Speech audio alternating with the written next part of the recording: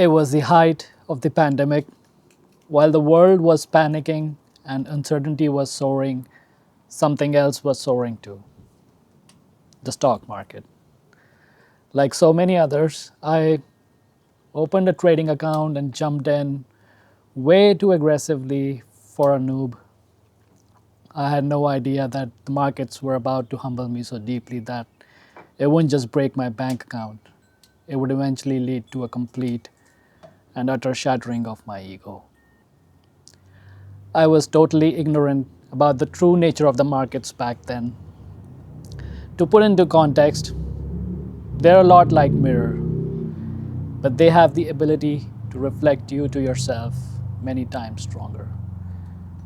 And in that mirror, I had to face my innermost identity in a sense I had never before in my life. I was broken down bit by bit each day I showed up. Every day was a defeat, and then rising up again the next day, which eventually affected my personal and family life as well. See, markets are objective for all, partial to nothing or no one except money. And so, literally, it is a game of you versus you. If you're coming to the markets with greed and ignorance, it will reflect that back at you and show its own greed and true power, destroying you in the process. Something I realized later when my spiritual journey began, that they are much like God in that sense. If you come humbled and bowed down, you will be taken care of. But if you come with a head inflated with ego to prove something, you will hit the rocks without fail. God is merciful, but can also be ruthless if a lesson is warranted. There's one thing God does not appreciate: it is the ego. And in fact, I think it's not even the ego itself, but the ability of the ego to assert itself over everything. Because ego itself is born out of the Lord. But in the process of evolution, it gets diluted over time and becomes the source of all misery. See, ego is the falsity, or the veil, if you will, that covers the divine essence in all of us. Now, I have always been a curious person from my early childhood. I mean, I was looking out at the stars, wondering. And then when I grew up, during my teens, I dealt with depression, reading Schopenhauer in my early 20s, and Viktor Frankl's Meaning of Life, Greek philosophy, you name it. I mean, you get the idea. So I was not new to inner suffering, but this time was different. And consciously, I had always been a seeker. And that's the thing. In fact, all of us are that seeker. Even if we are worldly and have no interest in God or religion or philosophy, whether we are good or evil, no matter what, all roads eventually lead back to the source. We are all helplessly seeking the Spirit, even in our utmost ignorance. The inner suffering just allows for a more conducive environment for spirituality to take hold. The only difference between a worldly person and a spiritual person is just that the spiritual person recognizes that underlying one divinity in each and every manifestation in this universe. But the worldly one only sees other people, other things, something outside and separate from them, and misses the underlying unity. There's nothing wrong with that perception. In fact, God has essentially designed it that way. Otherwise, how would this grand drama of the world play out?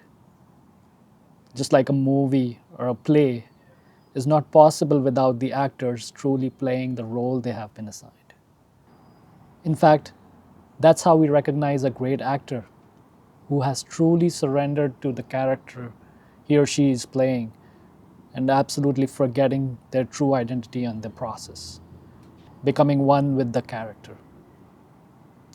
There's only one essential difference in this analogy. In a movie, each actor is played by a different person. But in this movie of the universe, there's only one principle playing all the roles. Underlying the ever changing diversity, there's only one divine reality that is ever changeless and undivided. And it is that pure being and consciousness.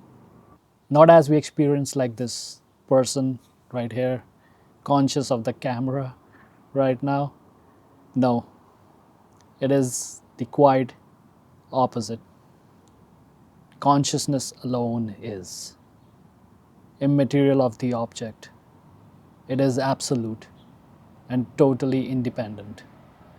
In fact, it is the objects that are arising in consciousness. No matter how real and solid they feel, like this world we live in, we experience every moment through our senses. It is only an appearance in consciousness and have no independent existence of their own. But more on that in the future. Back to my story. So it was the fall of 2024 and the stress of my struggling trading career, along with other related circumstances in my personal life, just created the perfect conditions for my ego to come to a point of surrender that I had never before in my life. And in that moment, I reached out in my mind, bowed down, humbled, with just a simple call: God, what is the point of this universe? And if you are real and are here, then please tell me, what are you? How can I know you? That was it. That was it. In an instant, it just washed over me. Something just clicked, or for the lack of a better word, unlocked in the intuitive or unconscious part of my mind that allowed for the veil of ignorance to be removed and see the bare reality as is. I use the word unlocked because that is how exactly I felt at that point. And because once it happens, you just instantly realize you were never a separate self. It was all an illusion played by the creative power of the Lord, who is just pure being, existence, and consciousness itself. You are always one with the Lord. Whether you know it or in ignorance of it, there's no existence apart from God. It is just not possible. I mean, reflecting on that time, there's one thing I've come to know for sure: that a thing like awakening to the presence of the Lord cannot be forced or taken as an act of will by the ego. In fact, it is the other way around. If someone is destined for such a profound experience, the highest of all that this world has to offer, at least in my opinion, you just realize in that moment that it is not the ego seeking, but it is the Lord in your heart that is seeking you and prepping you all this while, so that you finally surrender your falsehood and come to knock on the Lord's door, not for things of this world, no, not for those, but just to know what the Lord is. What is the nature of reality? I mean, it's literally ask and you shall receive. but not just by saying the words. You have to truly mean them from the depths of your heart. The time when all this happened, I didn't even realize that it was just the beginning. The real work was yet to begin because knowledge in the form of experience was the Lord's grace, an answer to my sincere call. But you see, ego, even after this experience, doesn't just vanish. In fact, it cannot, and it never does, at least not as long as the body is still existing. So, the work for the ego is to stay surrendered and stay with the knowledge it has just realized. And so the work continues. And it's not that hard now because once you have seen something, it's hard to unsee it. That's a wrap for today, folks.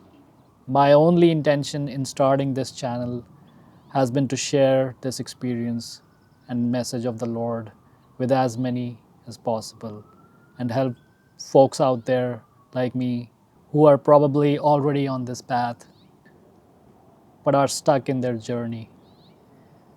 And I just wish to help them break through in the best way possible through this medium. So do let me know in the comments below if there's something specific or an area of topic related to the experience of awakening you'd like me to discuss. I would be happy to hear your thoughts. And please hit that like and subscribe so this message gets out to as many people in need as possible. And I'll see you in the next one. God bless and peace to all.